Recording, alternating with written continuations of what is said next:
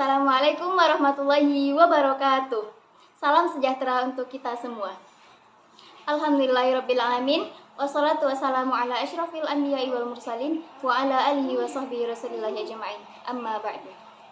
Sebelumnya, saya ucapkan terima kasih kepada Bapak dosen pengampu mata kuliah studi hadis yang telah memberikan kesempatan presentasi kepada kelompok kami. Dan juga saya ucapkan terima kasih kepada teman-teman sekalian. Saya Rihani Himtari Putri dengan NIM 12107240023 yang akan bertugas sebagai moderator pada presentasi kelompok 7 kali ini.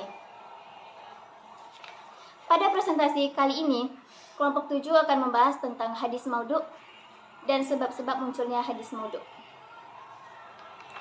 Baiklah, pada presentasi kali ini kami akan membahas 4 pembahasan materi. Yang pertama, pengertian hadis maudhu', latar belakang munculnya hadis maudhu', kaidah untuk mengetahui hadis maudhu', dan contoh-contoh hadis maudhu' yang sedang populer di masyarakat saat ini. Baiklah, sebelum saya masuk ke pengertian hadis maudhu', saya akan membacakan latar belakang atau kata pengantar dari hadis maudhu'. Salah satu fitnah yang paling besar yang pernah menimpa umat Islam pada abad pertama Hijriyah adalah tersebarnya hadis-hadis maudhu' atau hadis palsu di kalangan umat. Hal itu juga menimpa para ulama, kecuali sejumlah pakar dan kritikus hadis yang dikehendaki oleh Allah. Tersebarnya hadis-hadis semacam itu di seluruh wilayah Islam telah meninggalkan dampak negatif yang luar biasa. Di antaranya terjadinya perusakan pada segi akidah, syariah, dan lain-lainnya. Suatu fakta yang lumrah pada manusia selalu mencoba memalsukan sesuatu yang berharga seperti permata, berlian, atau segala hasil kerja seni dan lain-lainnya. Bagi orang Islam, selain Al-Quran tidak ada yang lebih berharga dibandingkan dengan sunnah Nabi. Oleh sebab itu, dari motivasi dan untuk tujuan berbeda berbagai kelompok dan tingkat manusia telah memalsukan hadis Nabi. Nah, banyak nih di antara mereka kelompok ortodoks dan lainnya adalah mereka yang telah kehilangan tanah airnya dan masih buta huruf. Namun, terkadang mereka berniat baik terhadap umat muslim nih dengan pemalsuan hadis tersebut. Hadis palsu yang disandarkan kepada Nabi dapat dikelompokkan pada 2 kategori pemalsuan, yang disengaja ataupun yang tidak disengaja. Baiklah, untuk pembahasan materi pertama tentang pengertian hadis yang akan dijelaskan oleh saya sendiri.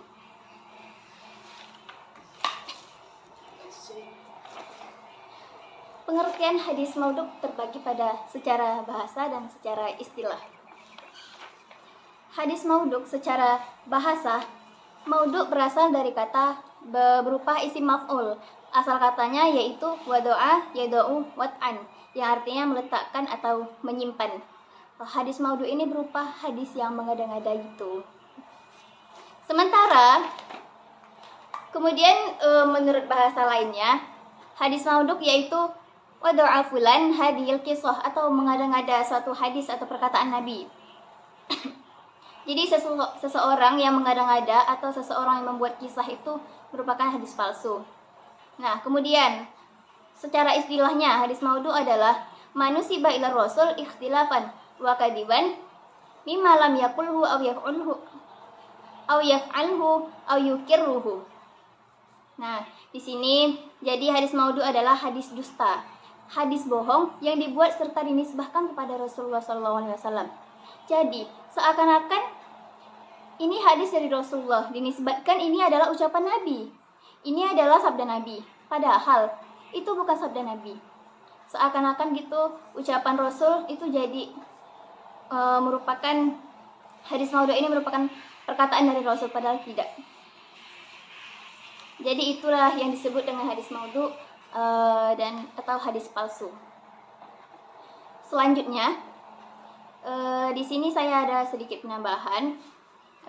Ada ancaman pemalsuan hadis.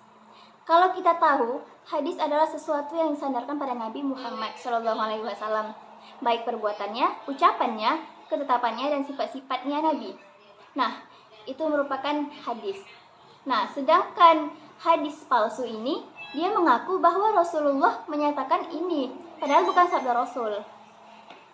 Kemudian ada ancamannya Rasulullah bersabda, yaitu man kadzdzaba ala muta'ammidan falyatabawwa maq'adahu minan nar. Barang siapa berdusta atas namaku, kata Nabi, secara sengaja, maka hendaknya ia bersiap-siap menempati tempatnya di neraka. Jadi, ancaman bagi pemalsu hadis adalah dia akan dimasukkan ke neraka Allah Subhanahu wa taala. Nah, coba begini teman-teman. Masalahnya ada beberapa di antara kita yang menganggap itu adalah hadis gitu. Padahal itu hadis palsu. Kita nggak tahu kalau itu hadis palsu. Ternyata banyak sekali, apalagi seputar tentang Ramadan. Nah, di situ terjadi banyak pemalsuan hadis. Selanjutnya yang harus kita ketahui nih adalah mengapa sebegitu penting mendalami hadis maudhu atau mempelajarinya. Kemudian hadis maudhu itu kan bukan hadis. Lalu kenapa disebut dengan istilah hadis, dengan memakai kata-kata hadis gitu? Kenapa nggak palsu aja gitu? Mungkin sekian. Itu nanti kalau pembahasan lebih lanjutnya akan dijelaskan oleh rekan-rekan saya. Selanjutnya akan dijelaskan oleh rekan saya, Nova Ipa Yulia. Baiklah, saya akan menjelaskan materi selanjutnya, yaitu tentang latar belakang munculnya hadis maudhu. Berdasarkan data sejarah yang ada, pemalsuan hadis tidak hanya dilakukan oleh orang-orang Islam, akan tetapi juga dilakukan oleh non-Islam. Ada beberapa motif yang mendorong mereka membuat hadis palsu, antara lain: yang pertama, pertentangan politik, yaitu perpecahan umat Islam yang diakibatkan politik yang terjadi pada masa kekhalifahan Ali bin Abi Thalib, mendorong masing-masing golongan untuk saling mengalahkan lawan dan mempengaruhi orang-orang. Pada akhirnya, masing-masing golongan mencari dalilnya ke dalam Al-Quran dan hadis. Dan jika tidak menemukan, mereka mulai membuat pernyataan-pernyataan yang disandarkan kepada Nabi Shallallahu Alaihi Wasallam. Dari sinilah mulai berkembang hadis palsu. Materi hadis yang pertama mengangkat keunggulan seseorang dan kelompoknya. Ibnu Al-Mubarak mengatakan, agama adalah milik ahli hadis, kalam dan hiyal adalah milik ahli al-rai, dan kedustaan adalah milik kaum Rafidah. Yang kedua yaitu usaha kaum zindik. Kaum zindik adalah golongan yang membenci Islam baik sebagai agama maupun sebagai pemerintahan. Maka cara yang paling tepat adalah dengan membuat hadis palsu dengan tujuan untuk menghancurkan agama Islam. Yang ketiga yaitu fanatik terhadap bangsa, suku, negeri, bahasa, dan pimpinan.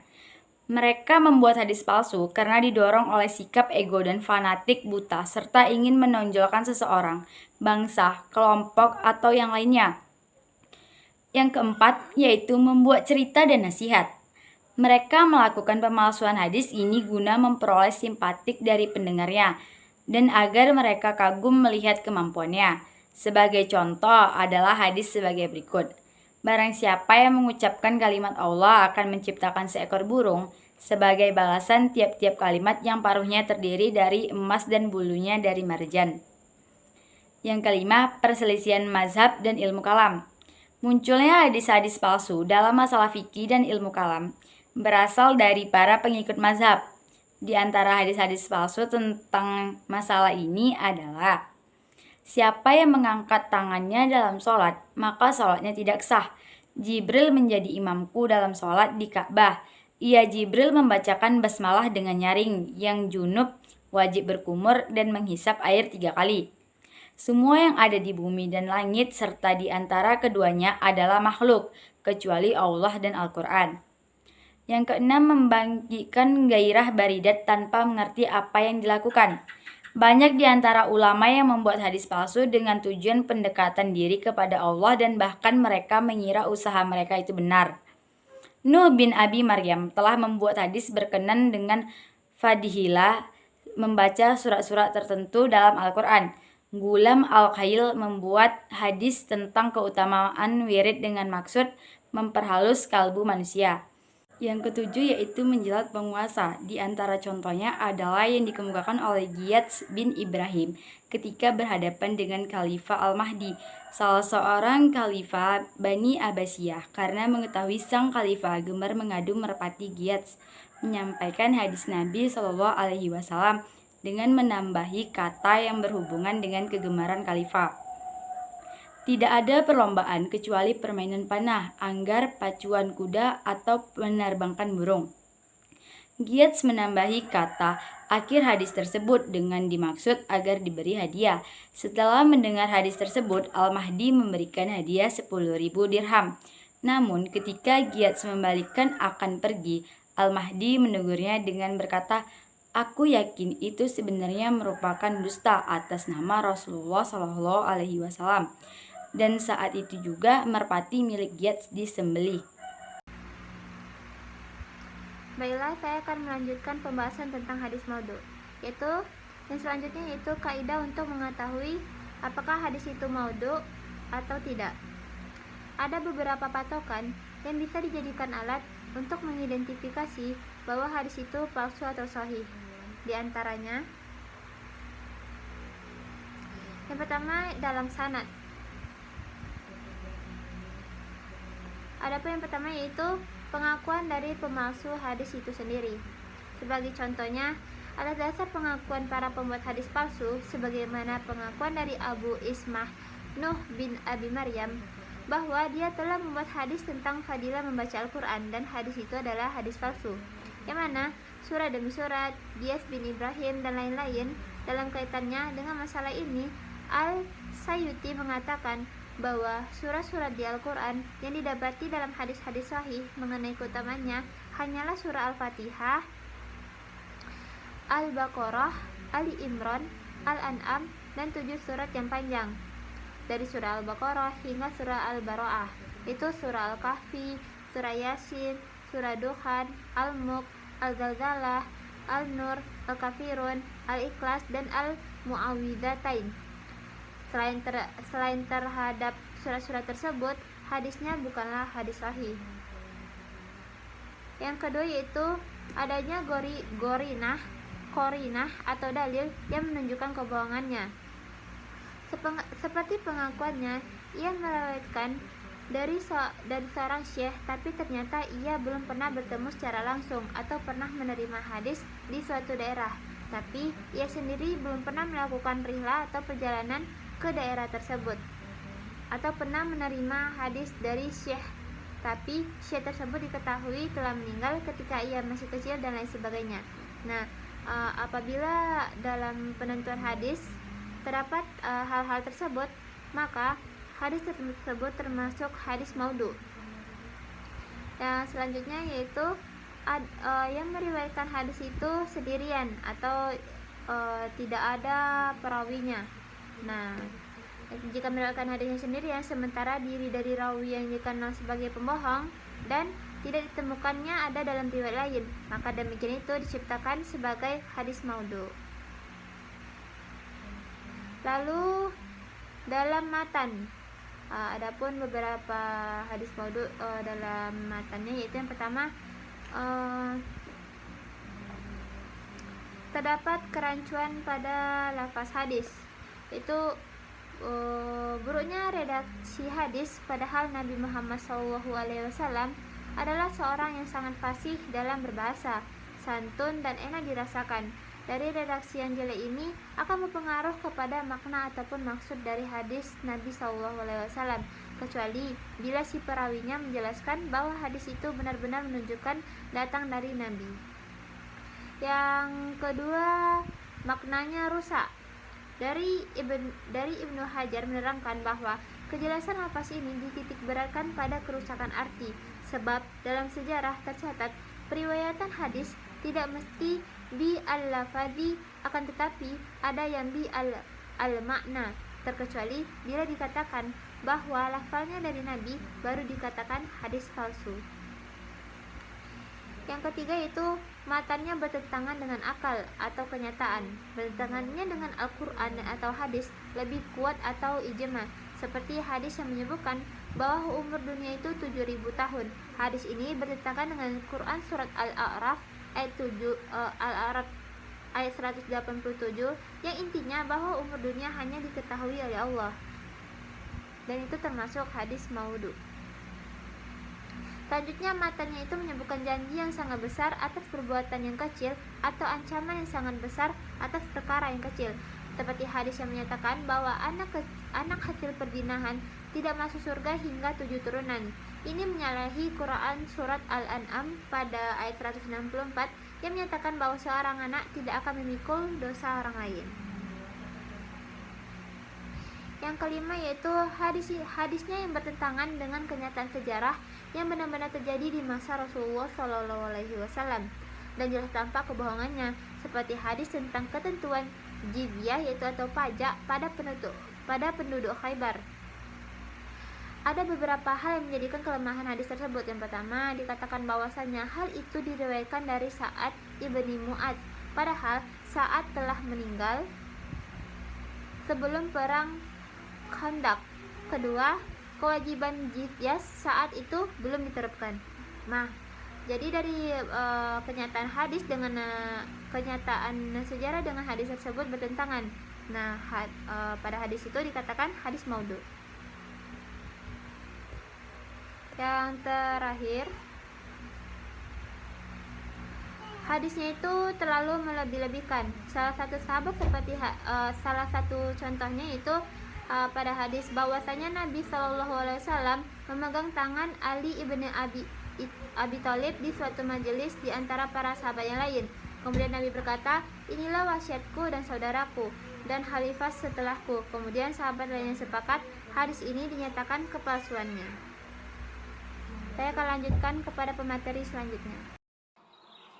Baiklah, pembahasan materi selanjutnya yaitu tentang contoh-contoh hadis maudhu. Kami akan memberikan 4 contoh hadis maudhu. Contoh yang pertama yaitu man shoma shabihatan yaumal fitri ka'annama shomat dahri kulli. Artinya, barang siapa berpuasa di waktu pagi pada hari Idul Fitri, dia bagikan puasa sepanjang waktu. Nah, ini merupakan hadis palsu dari yang dibuat oleh Ibnu Al-Bailami. Kemudian Ibnu Hibban rahimahullah berkata, dia meriwayatkan hadis dari ayahnya sebanyak kurang lebih 200 hadis katanya.